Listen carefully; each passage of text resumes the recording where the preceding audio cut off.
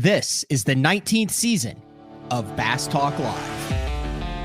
BTL is presented by Bass Cat Boats, Strike King Lures, Aftco, Pro Guide Batteries, X-Zone Lures, Shoreline Boat and RV Repair, Spro, Gamakatsu, Big Bite Baits, The Bass Tank, Denali Rods, Beatdown Outdoors, and Sunline. BTL coming at you. Good morning and welcome to another exciting edition of BTL Bass Talk Live, where we're going to talk about bass fishing. Happy Thanksgiving to everybody. It's the day before Thanksgiving, November 22nd, and I'm headed to Illinois, the annual, I guess you would call it a pilgrimage, to Illinois to visit with the folks after this for a couple of days. So looking forward to that. Big shout out to today's guest taking time during the holiday season to jump on BTL. Recently got to spend a little bit of time with him at the OBT meeting at Table Rock.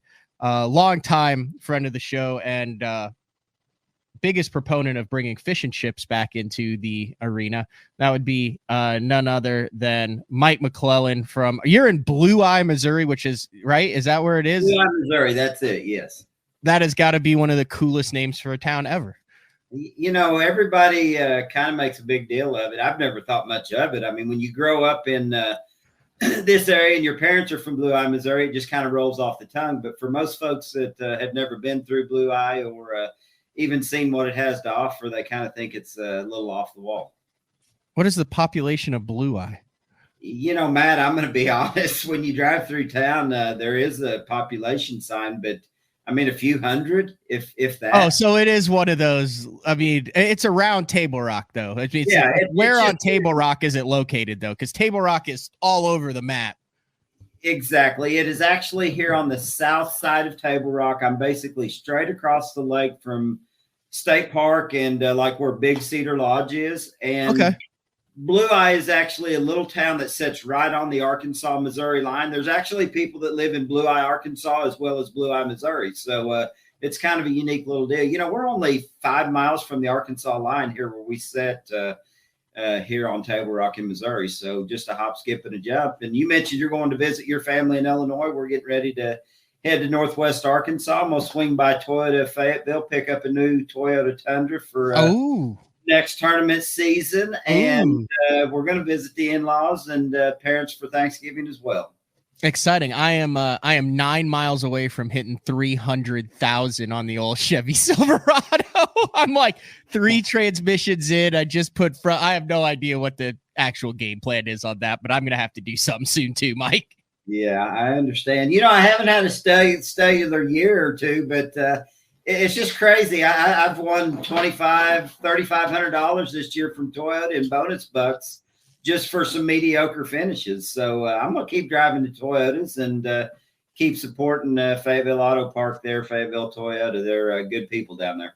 I know the last couple of days I've been following you on social media, and you've been removing the wrap from 2023 on both your boat and your vehicle. Now, I've been putting that off on the BTL Best on Tour boat, and then I woke up this morning and there's frost on the grass.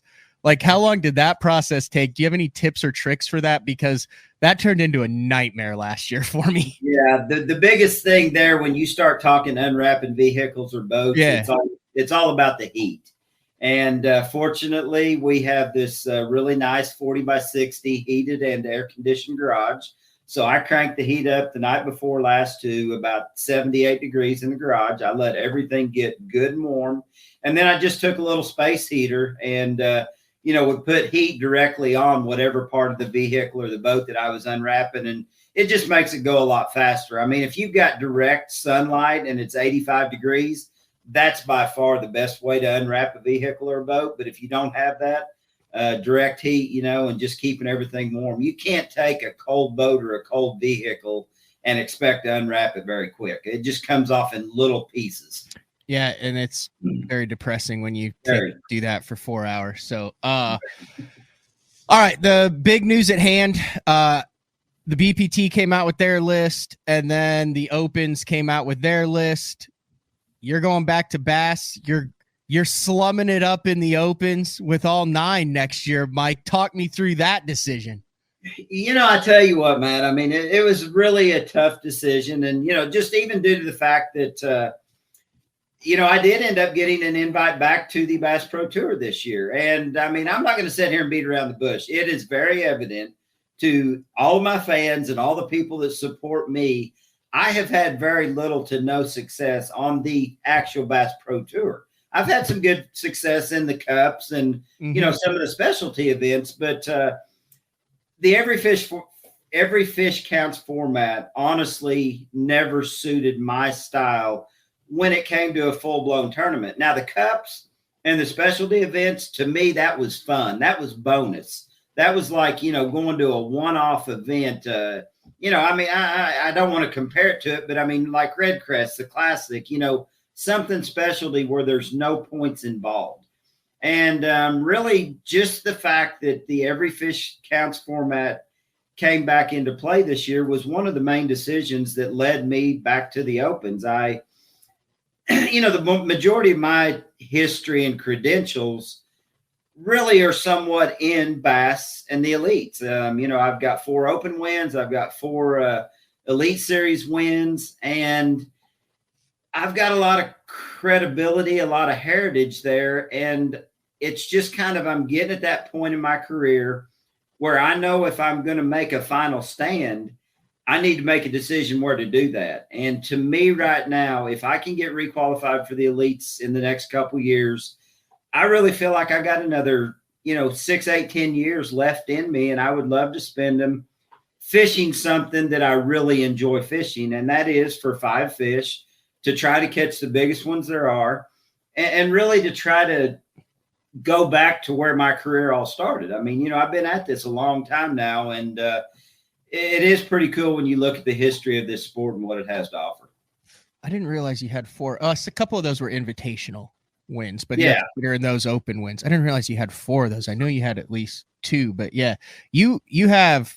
Didn't you win like 4 in 4 years Elite Series for something, or 4 in 5 years? You had like a streak of every single year you were getting a blue trophy. I remember. It was pretty exciting there when the Elite started. When the Elite started, I remember just the overwhelming thought of the expense of it. And, the sponsorship deals really hadn't all come into place for everybody yet. And, man, I remember halfway through that season, my credit card was getting pretty maxed out. And I believe it would have been the inaugural season, I believe, of the Elites that I snuck up in one Grand Lake. And it was kind of like just, a burden was lifted off of me at that point, because it's like, oh, okay, I can pay my credit card bills. And then everything just started clicking from there. Sponsorship opportunities started happening. The media coverage that we were getting at that point in time with the Elite Series was, off the charts. It was new. It was exciting. It was something that none of us had really ever experienced. So, I got an Elite Series win the first 3 years of the Elites. And then actually, I think it was a little bit of a break. I think 14, the Elite Series here on Table Rock was the next one. So I guess that would have been 6, 7, and 8. And then I did go from 8 to 14 before I won the 4th blue trophy. Yeah, I had it pulled up here. I could have looked. You won the Open Championship in 05, and then 6, 7, and 8 you won. So we always talk about excelling on your home fisheries, and it has to be special. You're one of the few guys, I think, that I would say you've won major events on both of your home fisheries, being Table Rock and Grand Lake. That's kind of a unique deal, because I mean, those are the places that you're kind of associated with, and to win on both of your home bodies of water has to be some really cool memories. It really is. But I think the biggest thing about that, Matt, so many guys, when you talk about your home body of, your home reservoir, your home lake, so many of the guys probably have way more experience on their home bodies of lakes or their home bodies of water than I really do on these places. Yeah, they're the places that I kind of grew up fishing. They're the places that I love to fish. But I think the biggest difference is I never guided here. I never spent, just countless days on Table Rock or Grand Lake. It's just I had enough experience on both of those bodies that I could fish them very comfortably. I could run around the lake and fish a pattern rather than trying to fish spots. And I really believe that's what's kind of led to my success here on these bodies of water. So do you feel like what led to your success and made you one of the top 3 most consistent anglers in Elite Series history for a decade is also the reason why you struggled on the Bass Pro Tour, as we saw starting in, starting in 19 with the forward-facing technology, and the 20-somethings coming in was your greatest strength, also your biggest weakness in the last 5 years? In a very quick and easy manner of answering that, yeah. I mean, it's definitely completely crazy to look back at the way that I fished. And you know, you had the opportunity. I remember you covering me on the water back in the day. And I can remember one specific situation. I mean, I felt like I was as good as there was with 2D and down view and side view. And I remember one day you pulled up on me and you're covering me, and I'm just kind of out meandering around on some ridges on Kentucky Lake. And I'm like, oh, there's one right there. And I drop down and catch a 4-pounder, you know, on 2D sonar. And you're just kind of like, oh, he just runs around and catches them at will. But, you know, things have changed so much. And the thing that's frustrating to me, Matt, is when Garmin Panoptics first hit the scene in 2016, I started learning about the technology before I actually had it on my tournament boat. And my son actually had it on his boat the year prior to me getting Justin's freaking good at it. He's he's sneaky good at it. Like, Justin's a wizard with it. Anyway, continue on your story. Yeah, I continue to learn from Justin, but we had an open, you know, the following spring here on Table Rock. And Matt, I was 100% committed to going and catching them on a rock crawler and a McStick. And I practiced for 3 days for that open, and I'm winding and I'm catching, you know, lots of bass, but I just didn't feel like a person could win. And the final day of practice, I slipped out of State Park. I saw a bunch of seagulls diving across the lake at the mouth of Beardsley, and I shut down and started idling around. And I'm like, man, it looks like there's a bunch of fish out here. And I picked up a underspin or a swim bait one and threw and caught a 3-pounder, and I threw again and caught another one about 4. And I told the co-angler that was with me, I'm like, I'm done. And he's like, what do you mean you're done? We got all day to practice. And I'm like, dude, I found the winners right here.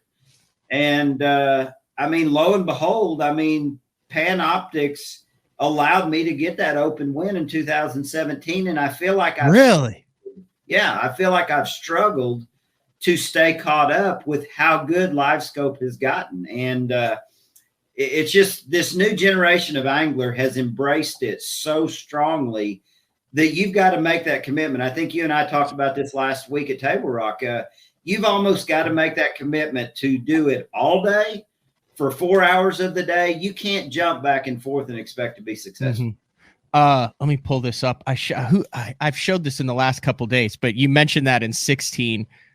Here is a video of 4-time angler of the year, Clark Wendlet.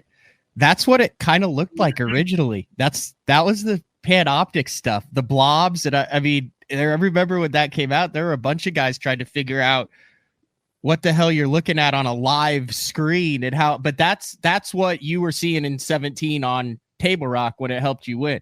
It was, but I was fishing suspended fish. And that was the thing that people really hadn't grasped yet, is how good that technology was. I was fishing treetops and bait schools. So basically I had my lower limit set at like 40 feet. So all I was looking at was 0 to 40 on my screen. So I was never really seeing the bottom. All I was doing was looking for bait balls and treetops with fish in them to throw at. And it was just blobs. You couldn't individualize fish.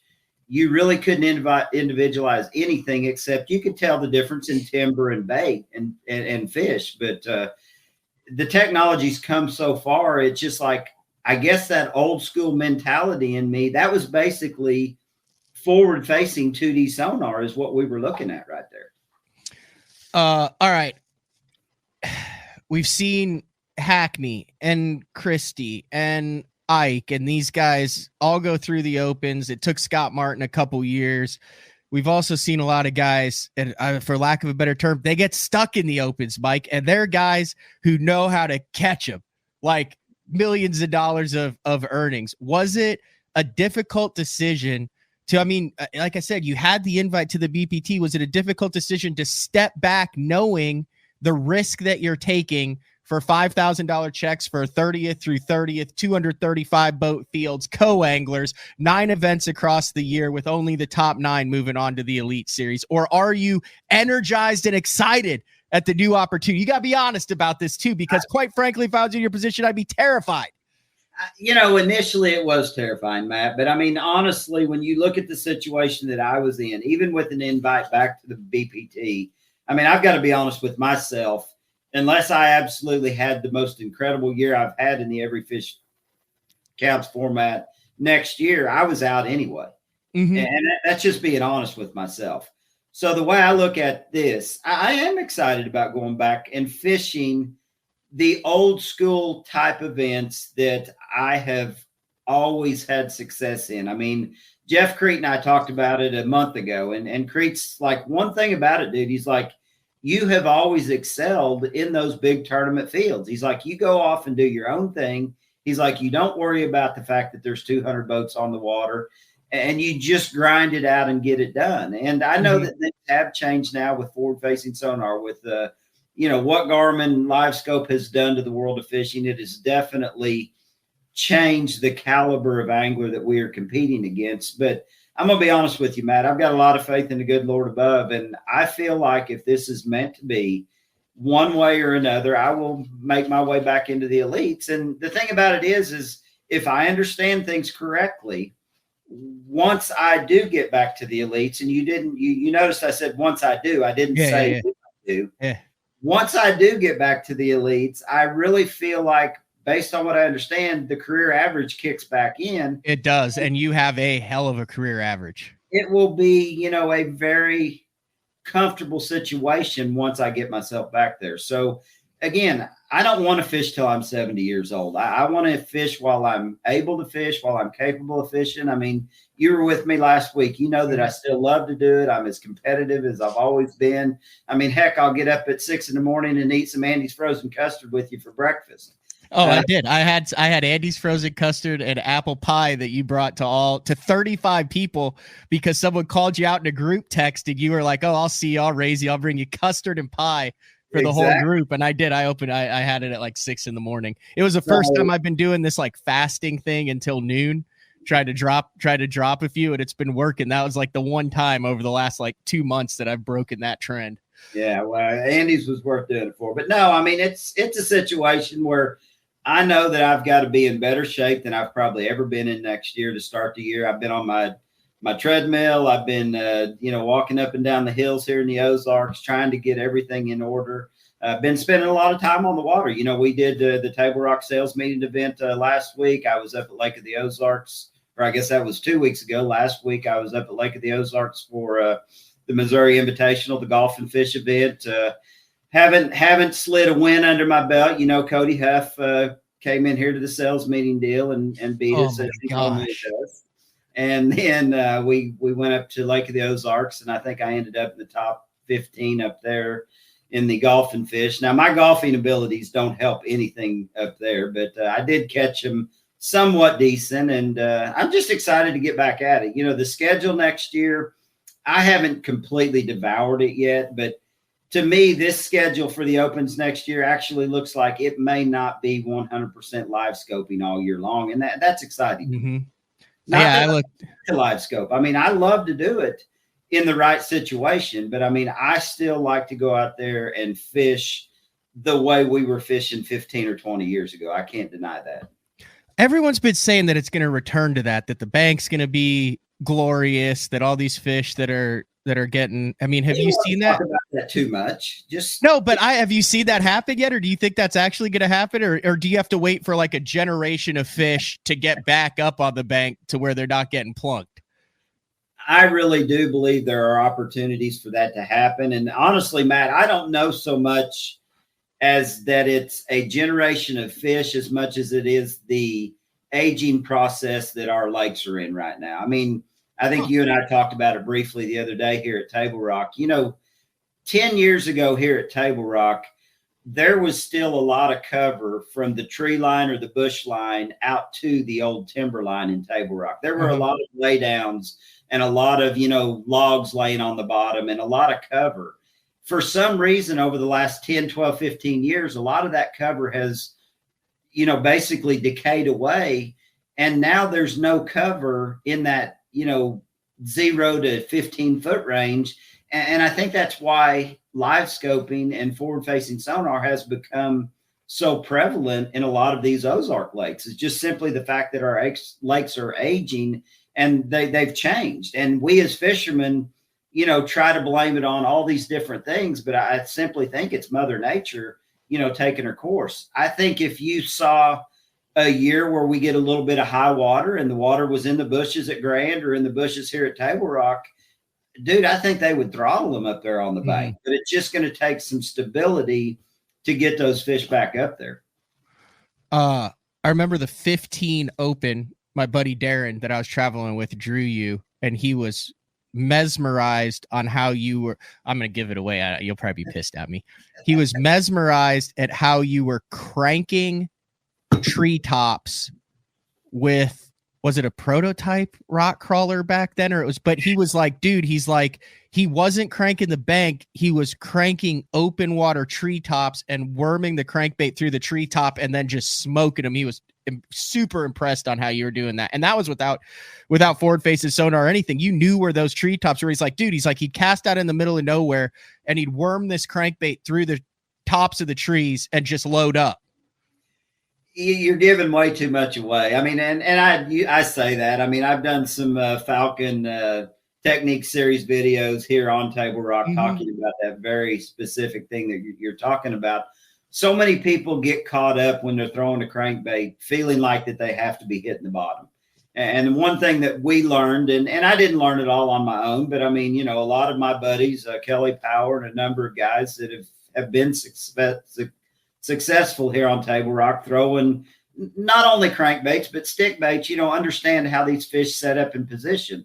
And I promise you, I have caught more bass on a rock crawler or back in the day, a wiggle wart off the bottom in treetops than I have on the bottom. And it is amazing now with forward facing, sonar with live scope, being able to pull up to those brush piles or treetops and throwing directly at them and not having to make 5 or 6 casts to get the one that you want. And those capabilities are definitely still there. I mean, you asked me earlier, have we seen the cell and rock crawlers and mixed sticks decline any? And at this point, I would have to say no, because there's enough people here in the Ozarks, whether it be, Bull Shoals, Table Rock, Lake of the Ozarks, Grand Lake, that understand the effectiveness of a mixed stick and of a rock crawler, that they're utilizing those baits in their live scope fishing. I mean, the last time I threw a rock crawler here on Table Rock, 9 out of, I'm going to say 90% of the fish I caught live scoping them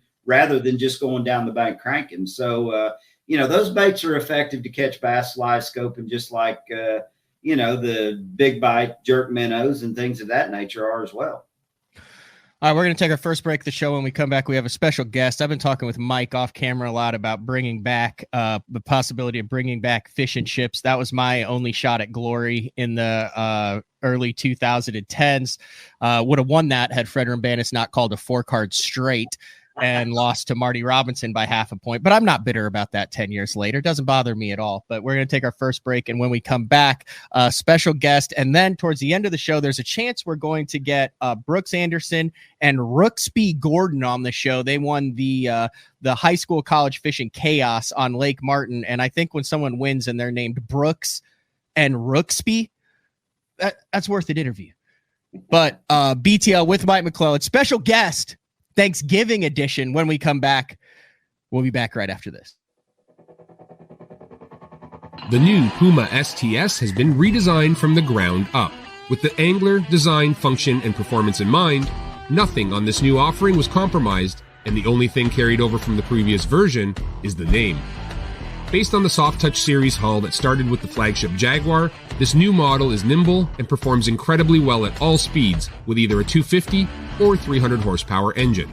Featuring a new 96-inch wide body footprint, this hull measures out at 20 foot 7 inches in length. Industry-leading design coupled with tournament-winning performance. The Puma STS from Basscat. Feel the rush.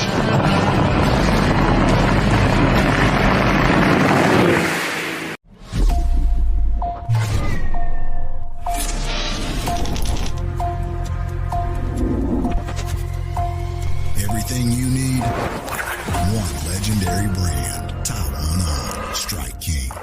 All right, guys, if you're a construction worker, soccer dad, soccer mom, you want to be outdoors, oh, you've seen the Reaper. This right here is the zip-up full Reaper, but it's windproof, folks, windproof. And it actually has the mast built in. It's behind me. I mean, if you can look good, feel good, and stay warm, you better check it out. It's the zip-up Reaper. That's right, windproof. Have you considered purchasing new electronics for your rig?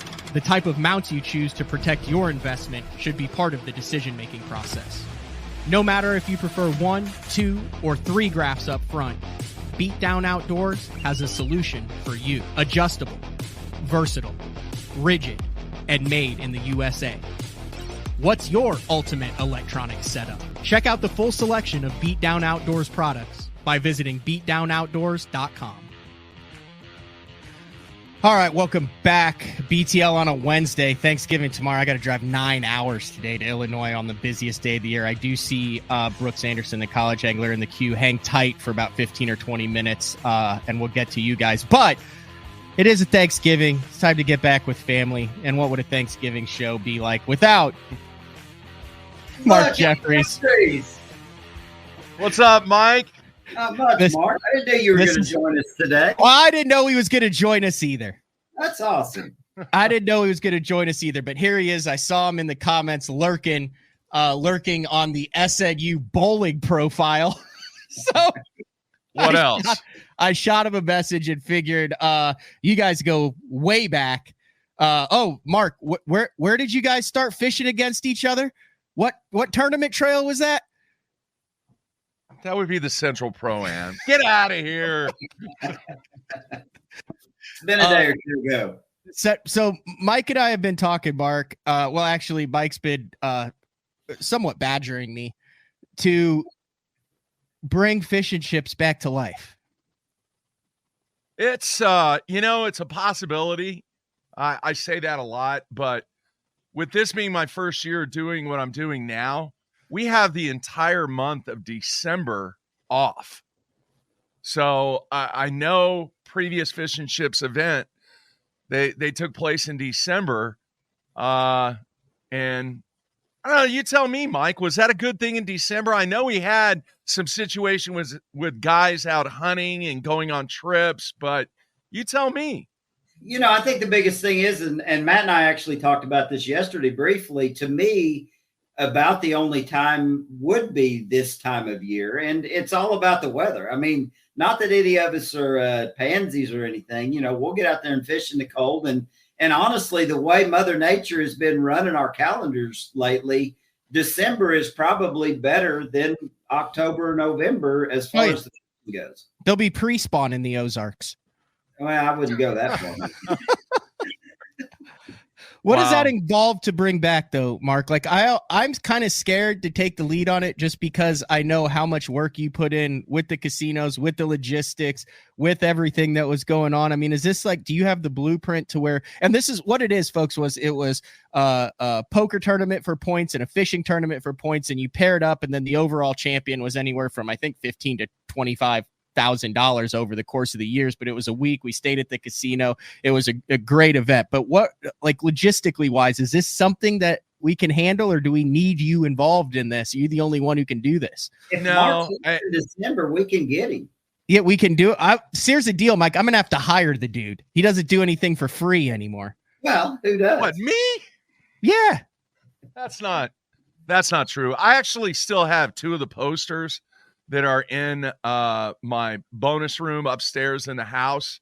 And honestly, man, I think you can pull it off. The toughest thing is getting whatever casino that we're going to use for the event to buy into it. And it was weird because we were on a road trip this past weekend to Fairview Heights, Illinois, to McKendree University, and I drove past downstream, and I thought about that. But I guess this is their 15th or 20th anniversary.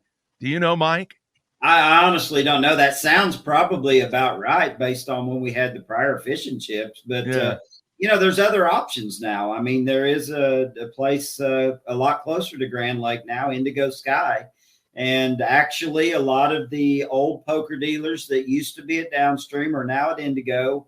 There has actually been discussion almost yearly about, are you guys ever going to have fish and chips again from some of those dealers? So I think the opportunity is there if we can get their marketing team, behind the event. And, I think the other thing is getting the right group of anglers to participate. I'm not saying it's got to be a completely, star-studded field of a bunch of pro anglers, but I definitely feel like if you can get a few of the name anglers that still like to gamble and have a little fun on the weekends to come out and participate, we could definitely make it happen. I really believe we could. Hey, Van Am has nothing to do now. And he did say the very first event that we had at Lake of the Arbuckles, he said that was one of the funnest events that he had ever taken part in. So he's got nothing to do now. Yeah. So there are guys, in that situation that I think we could get involved for sure. Yeah. Crete would come real back quick, for that. I know Matt's pushed for time, but one of the comments that I made on the comments, on the YouTube comments, was that you were one of the best interviews that I ever did for all the years that I was covering the event. And it was just something about with certain anglers, the media, whoever was doing the interview, and the players themselves, they kind of clicked and they knew what you were looking for. They knew the questions, the type of questions that you were going to ask. And I knew the kind of response that I was going to get from you, Mike, when we did do interviews. And you were one of the coolest dudes and learned so much from you over the years during those interviews. I'm still not one of the coolest dudes. Oh, yeah, absolutely. Yeah. I mean, you're bringing Andes for everything. Oh, my gosh, Mark. Loud, He didn't stop fishing. He just went to MLF. Come on. Yeah, I mean, things have changed. And I do remember, we were talking about my successes, and you even brought it up earlier, Matt. I remember when the Bass Pro Tour started, I think I was one of your first interviews, Mark, about, what this was going to mean to my style of fishing. And I did my best to try to convince you and myself that I was still going to be able to fish the way Mike McClelland fished. And lo and behold, my eyes were opened very quickly to the fact that with the newer generation of anglers, it just didn't jive anymore. I couldn't go out there. Not to say that there haven't been some successes, in those tougher grinding tournaments. But if you weren't out there doing the right thing with forward-facing sonar, with live scope, you were going to fall behind really quickly. And it took me 4 years to figure out that this format doesn't fit my style of fishing. And that's the reason the decision's been made to do what I'm doing right now. Yeah. And I have to say, that's cool too, all of my sponsors are behind me. Bass Pro Shop, Ranger, Spro, Sunline, Big Bite, everybody has been very supportive in my decision. And, it's going to be interesting to see, like Matt said, I don't want to be one of those guys that gets hung up in the opens, but hopefully we'll be blessed. We'll move on to the next chapter of our lives and get back in the elites, and everything will roll smoothly. I mean, it's nice that Mike's there, but I'm not thrilled about it, to be honest with you. I mean, I'm not giving you any slack. If we go on the same bank, like I got way more open experience. I'm 30 of these things consecutively in, Mike. Like, I mean, I'm holding my own. I've got a few opens in my past history too there, Matt. I mean, I know they've changed a little, but I'm going to fish them just like I always have. I mean, and that's one thing about it. Like I said earlier, Creed had always said, I don't know how you do it. You just kind of block everything out. And I think that is one thing that I do well, is I just kind of forget about how many guys are on the water, and I do my own thing, and I'm going to fish the way I'm going to fish. Mike, hey, I remember in the early years of the Elite Series, there was a memory of which at Clear Lake, I kind of had the style during that period, during the early phases of covering you guys. I would have to seek kind of the interview at wherever you guys were staying. I would actually drive around and do a lot of the pre-tournament work, traveling around, going to the campsites, to the cabins, to the wherever. But I remember the one place that you stayed at Clear Lake with Crete. It was like a little Mexican bungalow. It was weird. It was totally bizarre. And the first thought through my head was, how in the heck did they find this place? And then I get there, and there's one side of the room that is an absolute train wreck. I mean, just a disaster. And then there's your side of the room where it was just pristine. It was perfect. It's not going too far. Oh my gosh, Mike. And I didn't know where to sit. I didn't know where to stand. And Crete was just kind of over there doing his own thing. And I kind of looked at you and I was like, you want to step outside? You want to do the interview outside? That was just a train wreck, Mike. Yeah, it was very interesting in all the years of traveling with Jeff.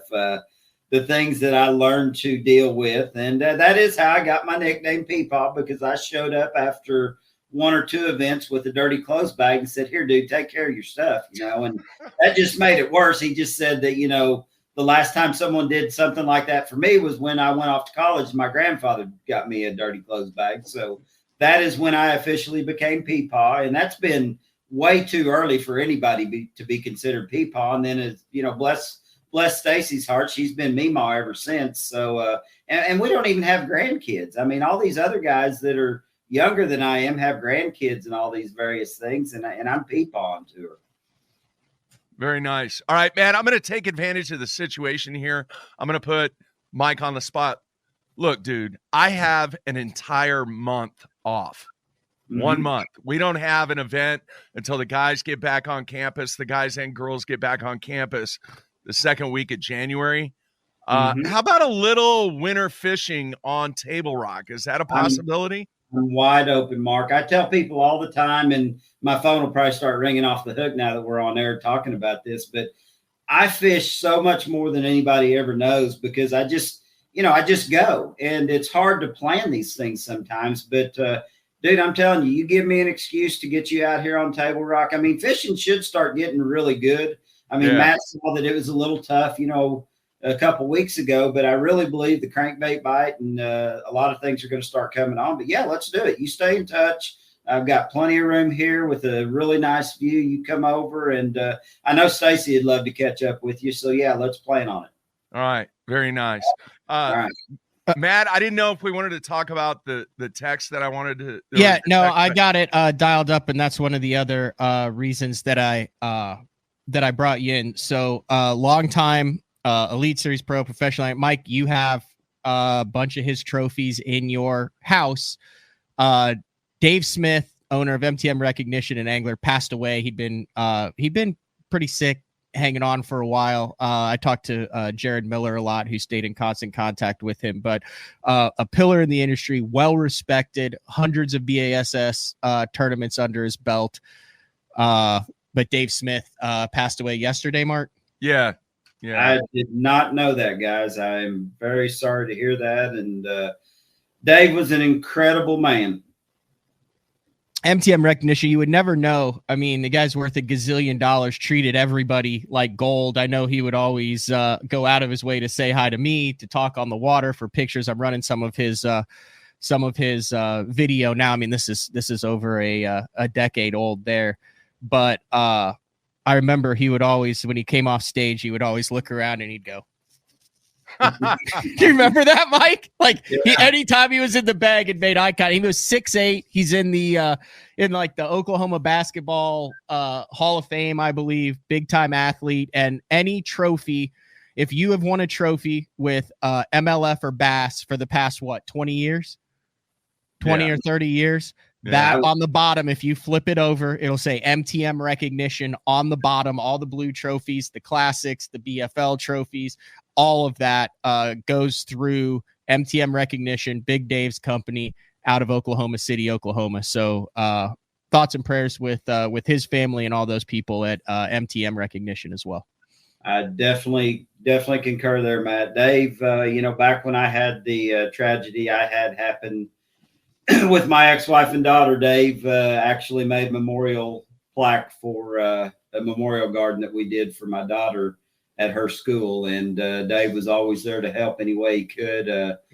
Super family, super individual. I had the opportunity to be a team partner with Dave when we were both involved on the Cabela's team. And I talked with Dave a lot over the years. I had lost contact with him the last couple. I'm really hate to hear that he has passed. David Walker and I, David Walker's another really tight friend of Dave's. And, we talked to Dave just, I guess it would have been last year when we were at Kentucky Lake. And super, super good man for sure. I know Dave would get out on his private lake. Miller would go down and get him out on the lake so he could still catch a couple and set the hook. He got all the boats down there rigged out on his lake. One of the cool Dave Smith stories that I know is if you drew him as a marshal with what he had at his disposal with MTM recognition, he would have like genuine like sterling silver sheriff's badges made like that weighed like, it was like straight up silver, and it would have, the Elite Series logo and Marshall underneath it. And every morning when that Marshall, who just was a random draw, would get in the boat, he would hand him one of those badges that they got to take home. So if you've drawn Dave Smith when he was on the Elite Series for those years before he retired, he'd give every Marshall, I think it had to be worth like hundreds and hundreds of dollars because it was like straight silver. But I always thought that was kind of a cool gesture that he did with his Marshalls. Yeah. Hey, real quick, a lot of people may not realize Dave actually got his start in the trophy business selling bowling trophies out of his garage when he was the head basketball coach at Southeast High School. I spent numerous hours talking to Dave about basketball, and that's how he got started because coaches didn't make hardly anything back in the day, and to supplement his income, he started this trophy business out of his garage selling bowling trophies.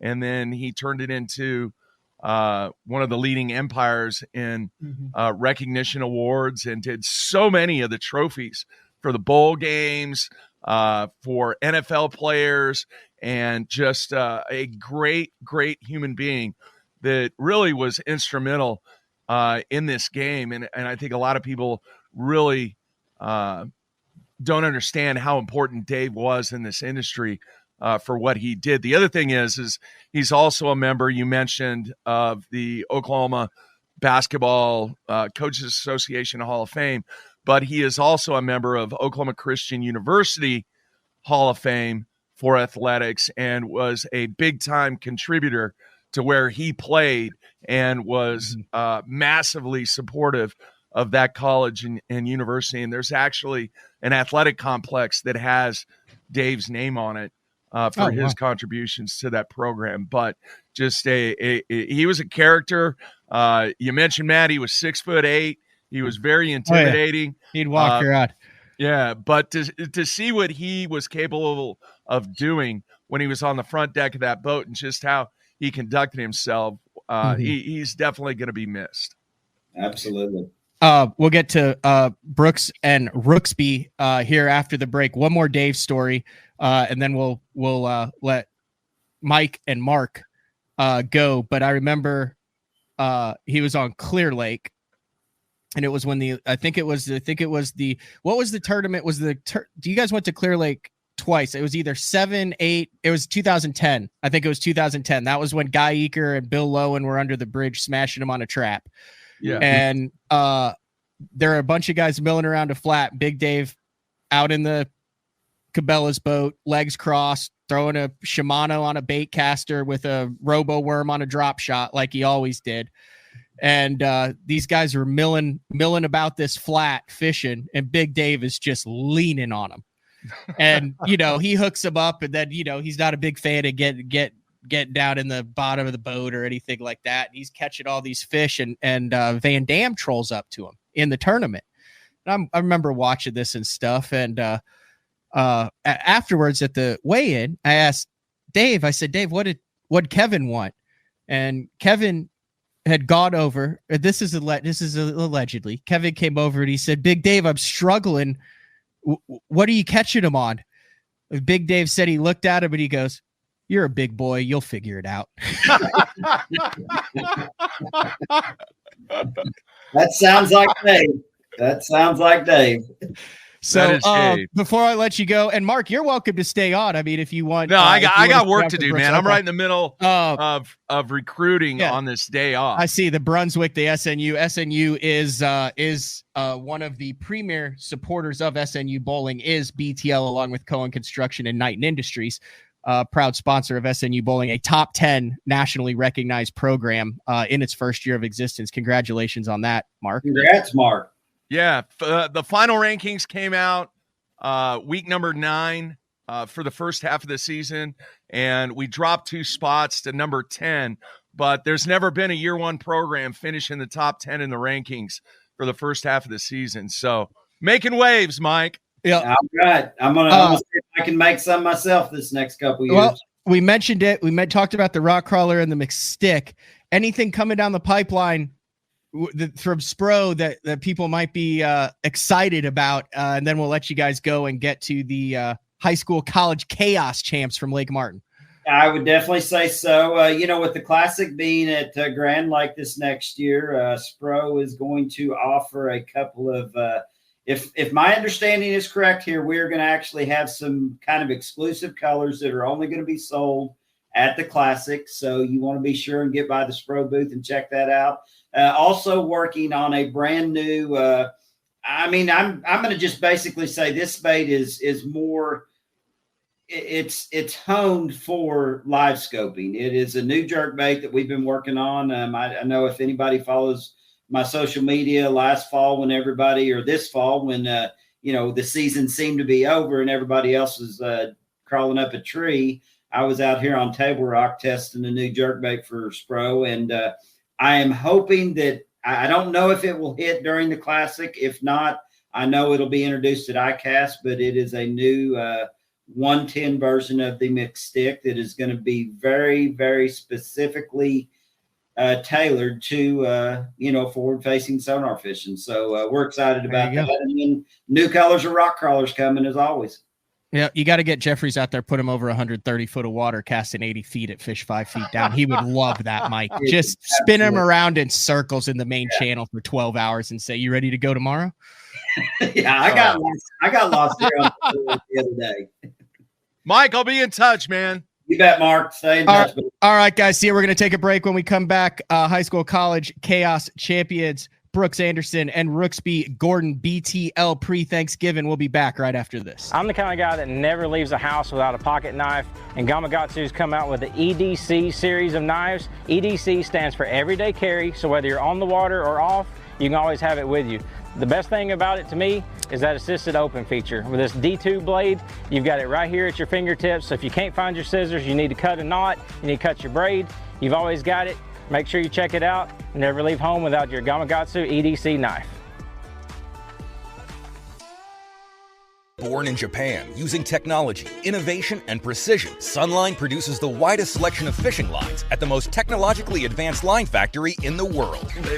Manufactured at the strictest tolerances to produce victories at the highest levels of tournament bass fishing. From household names like Christie, Swindle, and Cruz, to young guns like Cook, Logan, New, and Welcher, they all trust Sunline to take them to the top of the leaderboard.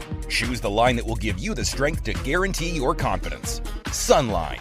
Shoreline Boat and RV, dock rash, storm damage, collision repair, that deep scratch or gouge from trying to access that secret creek. Shoreline Boat and RV can get your prized possession back in mint condition and looking good on the water, fast. All repairs are done in-house, so they're able to get your boat or RV back to brand new, quickly. All Shoreline's work comes with a rock-solid warranty. Find out more at shorelineboatandrv.com. Kansas City, Austin, and Tulsa. Having confidence in your tackle while on the water is one of the main things to success, in my opinion. In the last couple of years with Denali, I've had just that. From anything from spinning rods, casting rods, tungsten products, even now to casting and spinning reels, I have the confidence to go out there and get the job done and know that all my equipment is going to handle it and do it just the way I want it. The thing about Denali is you've got great quality products at a great price point, so make sure you check them out. The great thing about the new Sensation soft plastics from Big Bite Baits, heavily scented, super soft, buoyant, comes in 7 great new shapes. I've got a couple of them of my signature series, the Cliffhanger Worm, and the ram-tailed craw, great for a flipping jig, football jig, swim jig, all that. Several other great shapes. Really excited about it. We've worked over the last year, catches fish all over the country, and I think it's going to catch fish for people everywhere you try it. The Spro Little John crankbait has been around for almost 15 years, and it is one of my go-to crankbaits whenever I need a fish in the boat, so you can never have enough new colors. That's why Spro is coming out with a handful of new colors, including Pearl Shad, which has this bleached out white look, but it's got this pearlescent, really pretty. We've got Copper Shad, which looks amazing in the water. It's got that purple flake on the back, really pops in the water. And then if you want some real pop, we've got Sparkle Shad, nothing but sparkles all over this thing. And then last but not least, we've got the matte Sexy Shad, just a really different looking color for a crankbait. So you want to give them a little different look, that matte Sexy Shad is definitely the one to go with. All these colors are available in the original Little John and the MD. All right, we are back, BTL. If you guys remember probably a month ago now, we had Logan Parks, one of the 20-somethings that qualified for the Elite Series, but he has the Logan Parks Foundation, and then one of his sponsors is also Fishing Chaos, which is an app doing a bunch of cool stuff where they're kind of pairing high school kids with college kids, and they had that event last week or couple weeks ago on Lake Martin. So Logan reached out. He's like, hey, you want to talk to these guys? And I was like, absolutely. So we'll bring in Brooks Anderson. Brooks, you got me? Yep. How's it going, Matt? College side. Good Lord, you're already dialed. You got a professional microphone. You got 50 plaques behind you. You got posters. You're dialed in, man. I appreciate that. Yeah. And before then we get things started, I got to show y'all these two pictures of Scaleless ANU. No way. 1 second. Yeah. Heck yeah. Yeah, so my dad's a huge fan of the show, and I couldn't get on here without showing those two real quick. Absolutely. Yeah, that was at the Classic. That was when Frank went to that Classic, and he was blown away. That's awesome. What year are you? So I'm a senior this year at Emmanuel. Okay, so this was a cool event because was it a random pair between college and high school anglers to kind of give the high school anglers a little taste of fishing kind of at that next level? Right. So they actually went through kind of a draft system where depending on how many days you did practice, that was kind of, you get to pick your high school angler based on that. So it was random to a sense, but it wasn't completely random, if that makes any sense. Yeah. So did you get to pick Rooksby? Yes, sir. Yeah. I had a couple guys selected, and then some of the other guys picked most of them. And I was like, well, this guy's got a pretty cool name. And look, that's what I figured. Did you pick it off the name? Rooksby, thanks for jumping on Bass Talk Live. Appreciate the time. I mean, I would assume you're on your Thanksgiving break. And what are you? How old are you? 16. Yeah. So this is probably pretty early for you, man. Yes, sir. All right. Thanks for jumping on. Talk a little bit about this tournament and then getting paired with Brooks and what it was like on Lake Martin. A cool opportunity for high school kids. The tournament was really, really cool. It's like something like we've never really had in high school and college, like the every fish counts format. And Lake Martin was amazing. I mean, we caught in practice, me and my high school partner, we fished together and we caught probably close to 50, and then when me and Brooks went out, we probably caught close to 80. So it was really, really fun. And then didn't you guys do something at the Auburn Stadium?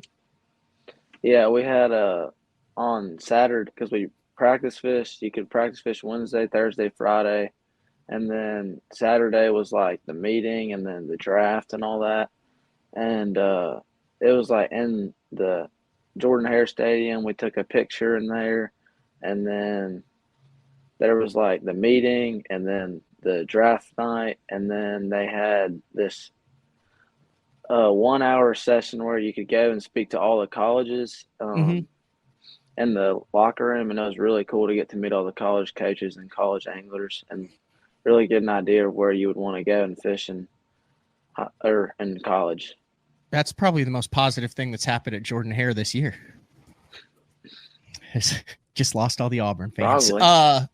Anyway, this event raised, it was like 82 boats to 160, and then raised $175,000. For the Logan Parks Foundation, its mission is to empower the future of competitive anglers by nurturing the talents of high school and college anglers. So, Rooksby, where do you want to go fish in college, or do you want to fish collegiately? I know I do want to fish collegiately. I'm not really sure where I would want to go yet. Mm-hmm. There's a lot of options and places I'd consider, like Emmanuel, UNA, Auburn, Kentucky Christian, Drury, colleges like that. Wow. And Brooks, you go to Emmanuel. Yes, sir, I do. Okay, so this is like the perfect opportunity to get kind of the next class in. What was it like, fishing with Rooksby? I mean, what is the program like at Emmanuel? Are you guys pretty dialed in there? Yes, sir. So we have 28 kids on our team, and holy cow. Yeah, it's pretty big. But me and a couple of the guys from high school, we kind of went there and founded it and really got it started. And we've been able to grow it for the past couple of years. So it's been really cool to just travel around the country and really see a lot of these lakes like Harris Shane, some of the Ozark lakes and areas like that before I do jump to that next level and kind of not pay for it on my own dime and kind of just get that background. But it's been a really cool experience fishing there for sure. What is your next level? Like I said, you said you're about to graduate. You got a year. Where are we fishing in the next couple of years? Next year, more likely going to fish some of the Toyotas and just try to make that championship, and then probably hit the Opens in a couple of years. How old are you now? I'm 21. All right. Interesting to see 5 22 to 23-year-olds make the Elite Series through the 175 guys. Do you follow that? I mean, did you notice that? Absolutely. Logan's like one of the older guys in that group, believe it or not. But I mean, crazy. Yeah, that's like right where you are. So it's incredible how the age of Elite Series and BPT pros continues to not only drop but plummet into the mid to low 20s. Absolutely. And I think y'all hit on a lot earlier when your conversation with Mike and just kind of the live scope thing. And that's definitely a big part of it. But I just think a lot of these younger guys just have that drive and work ethic to really put themselves in some of those positions. Rooksby, what's the high school scene looking like? Are you fishing in these high school tournaments where there's 5, 6, 7, 8, 900 boats? In the state, we have the Alabama High School Bass Nation. Yeah. We have probably 150 boats every tournament, and then those can get you qualified to the national championship, which the national championship has had 481 last year. Did you fish that? No, sir. Oh, okay. I didn't make it. Yeah. I was curious. I want to talk to some of these guys that are fishing the mega high school tournament. So do you feel like you've learned a lot through the high school program to make you a better angler? And is this what you want to do for your career as well? Or is this just kind of a fun thing? No, this is really my drive and my passion, what I really want to do with my life. Really? So are you a tournament guy? Do you follow the BPT and the Elite Series? Are you a YouTube guy? Hook me up here, because I'm freaking old, man. Who are we following right now? What are the high school kids into? What is giving you this passion to drive? I watch the Elite Series, their YouTube channels. That's normally what I watch. Okay. Yeah. So you're an Elite Series guy. Yes, sir. All the anglers like Polinick and Hutter Shryock and Drew Benton and Drew Cook and all those guys. Yes, sir. Interesting. What about the college? I mean, is that still the same there? I mean, you have to see all this stuff and then have Logan there. Like, you guys have to, at the college ranks, be realize how close you are to making it. I always said 10 years ago when I was covering this thing that pretty soon it won't be where you're from. It'll just be like football, where they're like, here's this offensive lineman from LSU, or here's the quarterback from Oklahoma. And I think we're there. I think we're seeing the vast majority of guys with some college experience, at least now. Do you guys talk about that as a team? Do you guys do college stuff to kind of prepare anglers for the next level? Definitely. You kind of touched on a lot of really good topics, and it seems like I just got into college a few months ago, but I've been there for 4 years. And I think the biggest thing for me is just, like I said earlier, being able to travel and see a lot of these lakes year in and year out and kind of go to the same lakes that the Opens or these big Toyotas go to. And I think traveling with a group of guys, when you get to break down lakes in that kind of fashion and just bounce ideas off each other's heads, have been the biggest thing for me. And you can definitely tell that there are some guys that are serious about it, and then some other guys that do it just kind of do it. But there's definitely a lot of extremely talented college anglers that will be making it to the next stage for sure. I think one of the most underrated things that's happening in college is you have some serious guys from every team that are around the country, and you kind of get to know each other. It's really easy through social media now. You see each other at tournaments, and when it is time to make that next step, you talk about the networking that exists. So before you take a 20 to 25-year-old guy and you put him in Florida and he's from Oklahoma, but if you know the guys that are fishing for Florida or Florida A&M or whatever, now you have this and it works back and forth. I mean, there's a lot of communication between regions and states and teams, aren't there? Absolutely, definitely. And I've made a ton of relationships over the past few years, like you said, and just knowing people up north and in Florida and Alabama, wherever you have it, and just being able to touch base with them before you go to an event really makes a lot of difference. All right, guys. Anything else you want to get in here before we wrap it up? Like I said, I greatly appreciate it. I think you both killed it. Rooksby, did you iron the hat before the show? No, sir. I got to get with the style, man. I can't do it that flat. You make it look good. Thank you. All right. What do you want to major in college? I'm really not sure. You just want to fish. Yeah. All right. Rooksby, congratulations on the win. What'd you guys have, like 27? You blew everyone away in this tournament, didn't you? Sort of. So we had... Yeah, you can say yes if that's what happened. It's not bragging if I ask. But we had 50 pounds in the first two qualifying periods, and then we kind of laid off and then went practicing for a little bit, and then had 29 in the last hour and a half. So definitely pretty cool, just ditch fishing all day and really just targeting those big schools with a lot of scope. How many guys are scoping in college? Is everyone scoping? Pretty much everyone says they scope or they are, but there's definitely like a select group of people that actually can translate that into their results. Okay. It's the same way with the bigger tournaments, but there's a lot of people that do it, but there's definitely kind of a class of people that really Rooksby, what about the high school stuff? You got two high school guys standing up front. Is everybody scoping in these high school derbies? Not really. I mean, a lot of people just beat the bank. That's good. I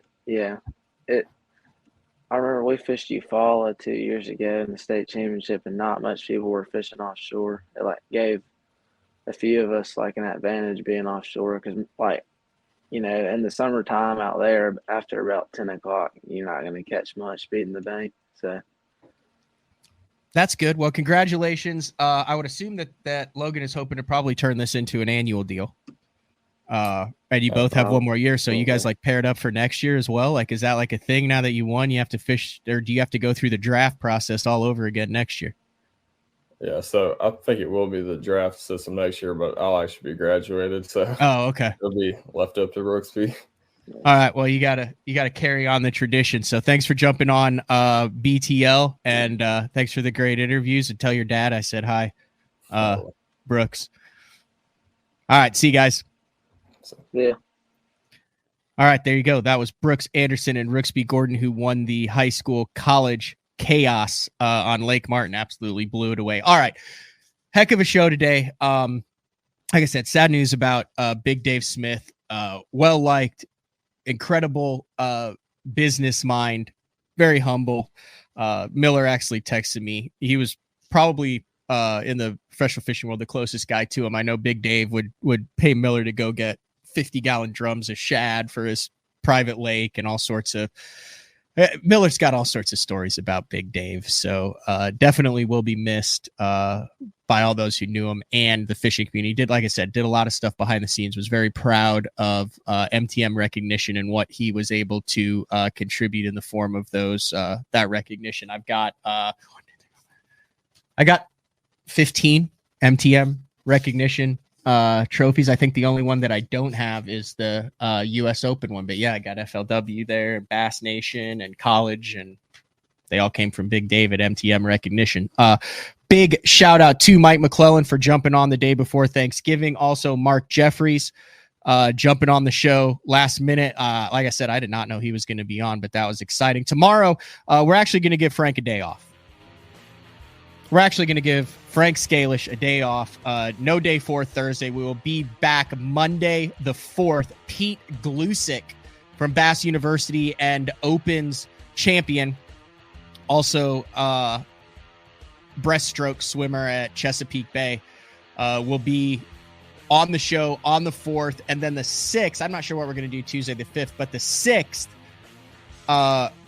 we have Zeke Anderson from, he used to work at the Bass Tank, but he is a crappie guru.